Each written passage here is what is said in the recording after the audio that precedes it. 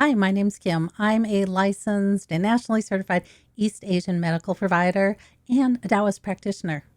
Today, I am going to talk about a study that was released in January of 2024 that can help us understand why we might be experiencing this extreme fatigue, and especially post exercise extreme fatigue. And it's impacting me, it's impacting a number of my clients. I I just thought this study was awesome. Now, before we do that, I have a favor to ask you. I've been talking about these things that have been impacting our health from since COVID and since that medical procedure. And if you're watching my channel, you see that I do it in a little bit different fashion. I don't just focus on one research study. I focus on all these research studies, which is helping me gain a direction on why this might be happening in our body. And, I'll use tests from my clients, from myself to help support what I'm thinking. So it comes off from a very different perspective. It comes off a little bit more comprehensive. Well, I know that we're not doing so-called censorship anymore, but the strangest thing has happened to my channel since I started doing this. Before April 2023, my channel for the previous 5 years, maybe 0.1% Eastern Bloc countries, and it was about 70% in the United States and Canada. Well, since I started talking about these things, my channel is being served up as of January 2024. About 70% of it is suddenly being shown in Eastern Bloc countries. And what that does is it impacts my watch hours, and it impacts people who are going to sub. And it could be because of the language difference. And it could be for a number of reasons. Now, I don't know why my channel, for 5 years, it's been all in the US and Canada predominantly, and suddenly now it's all in Eastern Bloc countries. I just know that it started happening after I started talking more and more about how these things impacted my health, impacted my clients' health, and how we might be addressing them. So maybe if you're in the United States, if you're in Canada, if you could hit the sub, give me a like, and maybe we can help the algorithm get me back into the United States. Who knows, right? But thanks. Here's a study I want to talk about. Muscle abnormalities worsen after post-exertional malaise and long COVID. And this was published January 4th, 2024 in Nature, I believe, Nature Communications. I'm going to give you the Cliff Notes version of this because I'm also going to put down in the description, there's another YouTuber out here who actually went into detail on this report. And so I figured, why recreate the wheel? He did a great job of just going into everything about this report. And so what I'm going to do, link below to his video. So if you want to get into the nitty gritty, that's the video for you. But being that we have that awesome video, what it allows me to do is give you the Cliff Note version. What's the Cliff Notes? Well, the Cliff Notes is that something's happened in these people that have the fatigue. Is when the Netherlands, when they tested the muscle, they found that the muscle repair in these people had moved their muscles from a balance between slow and fat twitch muscles to fast twitch muscles. What's the difference? Slow twitch muscles are going to be what we use for long distance running. What we use oxygen for, so we can do endurance things. Fast twitch muscles are anaerobic. They use glycolysis, and they allow us to do quick explosive action. In general, our body usually has a balance of these muscles. If you're a long distance runner, you're going to have more of those slow twitch muscles, which allow for you to use oxygen, right? And allows you to do endurance activity. if you're a bodybuilder, you're probably going to have more of the fast twitch muscles, which allows you to do that quick, explosive energy. But either way, you're going to have a balance between slow and fast twitch muscles. What they're finding in this research study is it's imbalanced to these fast twitch muscles. So it's imbalanced to anaerobic activity. I've got an idea of why that's happening, and I talk about that in Health Hub. I'd love to talk about that here, just my thoughts and how we're addressing that in clinic. But, I'm already in the Eastern Bloc and I'm begging you to help me get back into the United States. So let's just leave it there. But so what else they found is that these people, their heart is fine, their lungs are fine, but something's going on with their muscle rebuilding, and they're getting all these anaerobic muscles instead. So let me tell you about my experience. Now, when I read this research study, I'm like, that makes perfect sense. So when I got out of the high desert back in March of 2023, everything was wrong. My blood pressure was up. I couldn't eat anything. My digestion was so off. I couldn't walk up even 7 steps. My shortness of breath was insane. I was fatigued. I was exhausted. I felt just horrible. I just felt weird. And I had heart palpitations. I had muscle soreness. I had soreness in my arms. So, yeah, I'm thinking this isn't good. And I'm starting to panic because I'm not in clinic, so I don't have my full pharmacy in front of me. And the things that I do have, they're not working at all. So when I get back, I'm like, I got to go to my doctor and get put on high blood pressure meds and whatnot. So I call my doctor to get an appointment. Do you know the soonest they could see me was like a month? And I was thinking to myself, I think I'm going to have a stroke. So I don't know. A month seems a little far out. So that left me one of 2 options. I was like, I can either go to ER or, maybe I need to just sit down and look at Chinese medicine and see what I can do with that. Well, I did the latter. I sat down, looked at Chinese medicine to see what I could do with that because I wasn't sure I could get the ER doctor to put me on high blood pressure meds. And I talk about that in my videos on, how I came up with what I ended up doing. It worked. My blood pressure came back down to normal in 2 weeks. And so that was my biggest concern. And then, I didn't feel like I was going to have a stroke. So then I was like, okay, now let's deal with my digestion. Let's deal with the shortness of breath. Let's deal with all that fatigue. And over the next 8 months, that's what I did. And I also ended up treating quite a few of my clients for similar things. Okay. Fast forward. Oh, you know what I want to show you though? Okay. Let me show you some of my blood work that I had when I came back in April, when I came out of the mountains or came out of the high desert in April. So this was crazy. My liver enzymes were off. You can see that my blood sugar levels were high. And so there was these things that was going on in my blood that I was like, oh my gosh, I think, okay, I'll deal with that, or at least I'll try to deal with that. But first, let's just get the blood pressure down. And then over the next 8 months, I started dealing with the rest of these symptoms. It really did take the full 8 months. And then I was finally feeling like I could finally exercise again, that I wasn't suddenly losing my breath.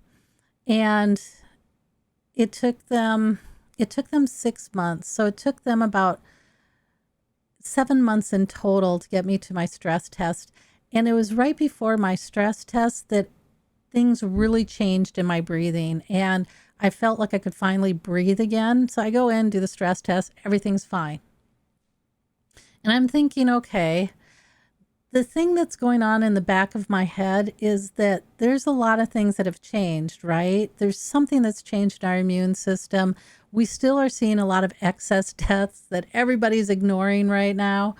And so, in the back of my head, I'm thinking all these tests were really indicative before COVID. After COVID, they're not as indicative. And you can see that in my episode on sepsis, where we look at some of the tests that they did really didn't say that they were having sepsis at all. They had to do a test on seeing if they had clots to figure out they had sepsis. That is not how sepsis used to work. So that was going on in the back of my head is, you know, I hear you. You're saying I'm okay. Doctors, you're saying I'm okay.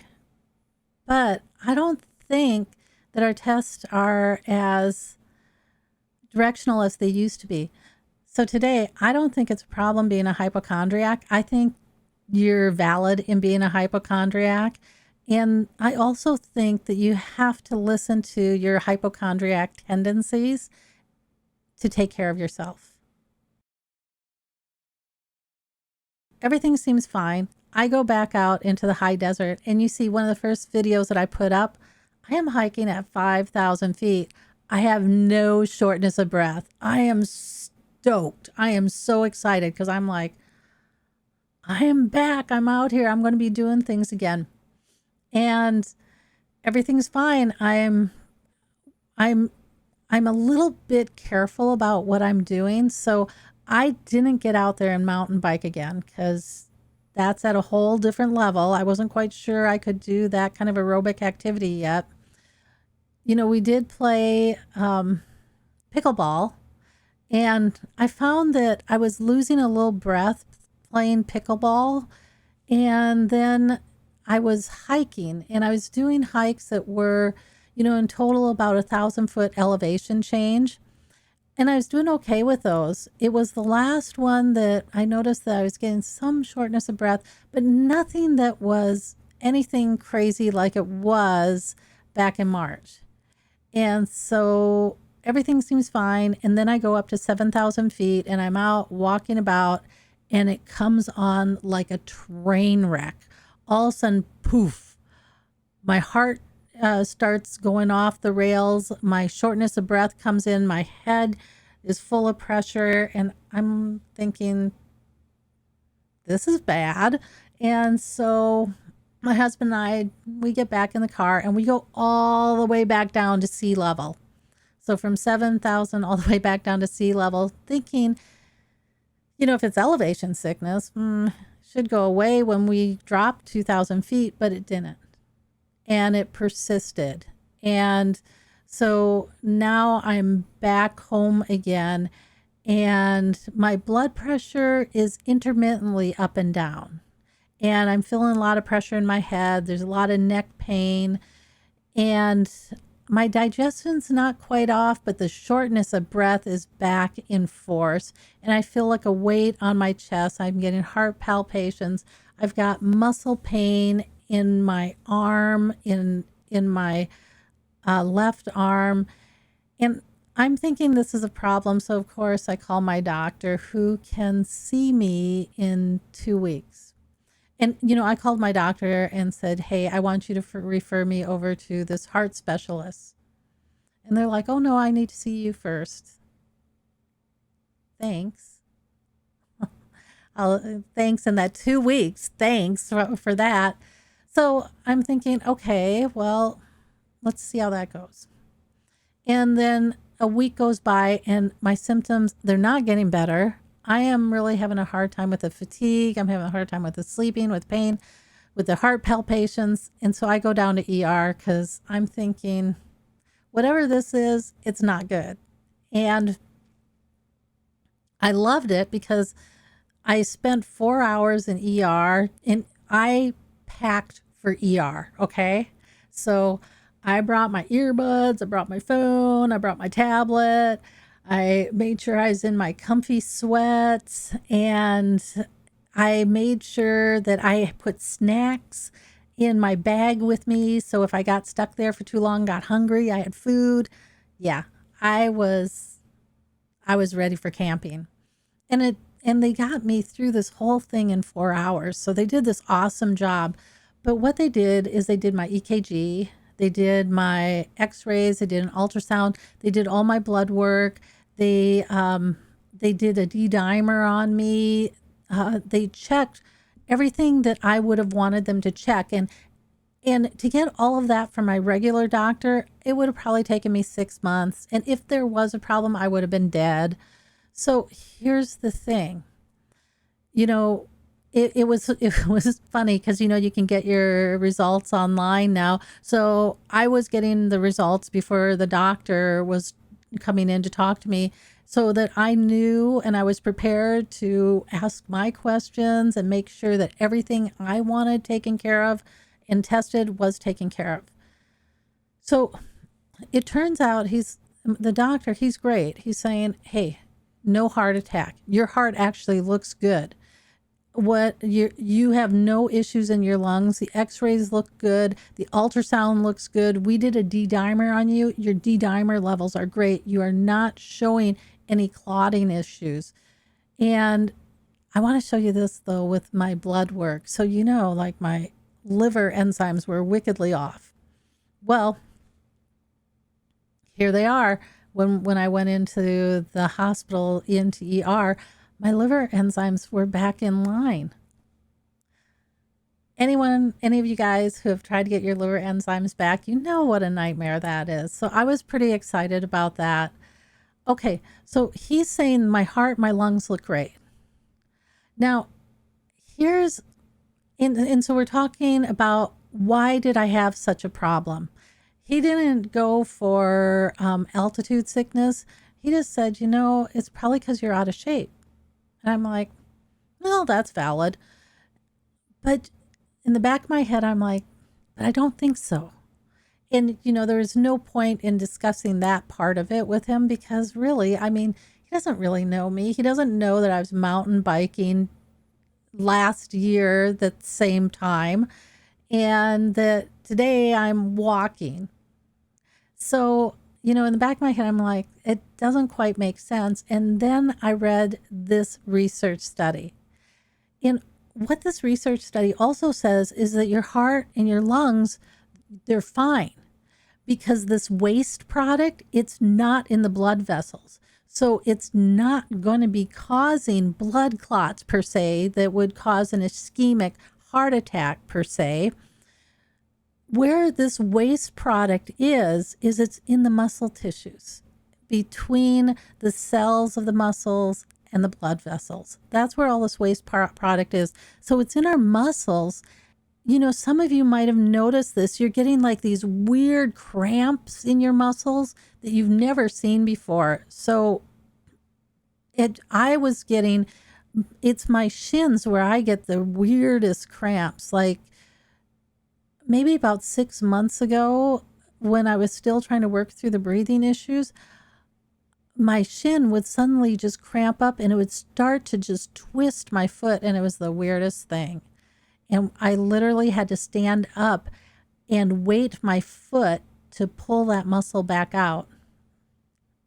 Weird, huh? Okay, so there we're seeing this waste product in between the muscles. Now I want to show you another test that I took, because since I'm a hypochondriac now, you can actually order blood tests to just kind of poke around and see if you can find something else. And that's what I did. And I took that CRP test. And that kind of sent me for a loop, because for me, that CRP test was super high. So for some reason, it was showing that my body had all this inflammation. So the CRP test, you can take that. It's supposed to be under 3. Mine wasn't. It was way over 3. And you know, it's the first time I'd seen my CRP test at that level. And I'm thinking, wow, why do I have that much inflammation in my body? And so So I did some things, and I talk about that too in Health Hub to address the inflammation because, from a holistic perspective, there's some things that your body needs if it's addressing inflammation. And that's what I started putting into my body. And a month later, I took that CRP test again. You can see that it went down. I still have a ways to go on whatever this crazy inflammation is. But if this inflammation is in those muscles, in the muscles, that kind of starts to make sense on why I suddenly had this weird, crazy CRP test. There's a number of blood tests that, I take every couple months just to see where I'm at because I'm a hypochondriac with this stuff.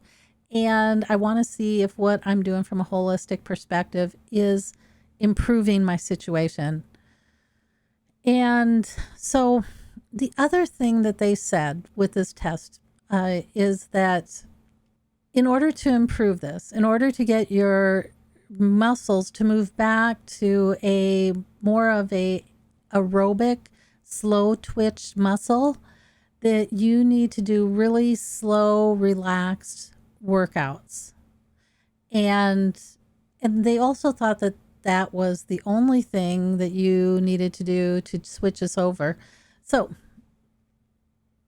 I'm going to start off on a treadmill test where I'm going to test out, see what happens with my body as I use the treadmill. And it won't be every day, but I'll give you an update of how things are going for me. I've got some ideas of how I'm going to track this to make sure that I'm not causing a lot more inflammation in my body, because if you cause more inflammation in your body, if you go out there and you go, I'm going to go run, you're going to create all this inflammation in the muscles because you don't have those slow twitch aerobic muscles. You only have these anaerobic muscles that want to do these short bursts of speeds and use this glycolysis type of energy instead of oxygen. And so it immediately starts creating all this waste product. And it's when you get that waste product building up in your body that you start having a lot of problems. That seems to be when you start getting your high blood pressure, you start getting the digestive issues, so many things just start going really wrong. Okay, so I hope that you found this kind of interesting. This is really the first research study that I went, wow, that one makes a lot of sense to me. Now let's see if we can use this research study to make some determinations about improving our health and how to monitor our health and what to think of when you're looking at your health. So stay tuned. I'll let you walk with me on the treadmill and we'll see what happens. I'll tell you what's going on with my body, tell you what's going on with my inflammation, my oxygen levels, and we'll just see if we can get back. I mean, I know I should be able to get back to being able to go out and work out again. I just have to figure out, can I get back and keep it? Because, I got back to being able to go out. I was hiking at 5,000 feet, but then all of a sudden I lost it at 7,000 feet. So how do I know how far I can go? I don't know. Okay. Thanks for listening. If you can, remember, like, subscribe, help me get back to the United States. Okay, you guys, take care. Until next time, I'll catch you on the other side.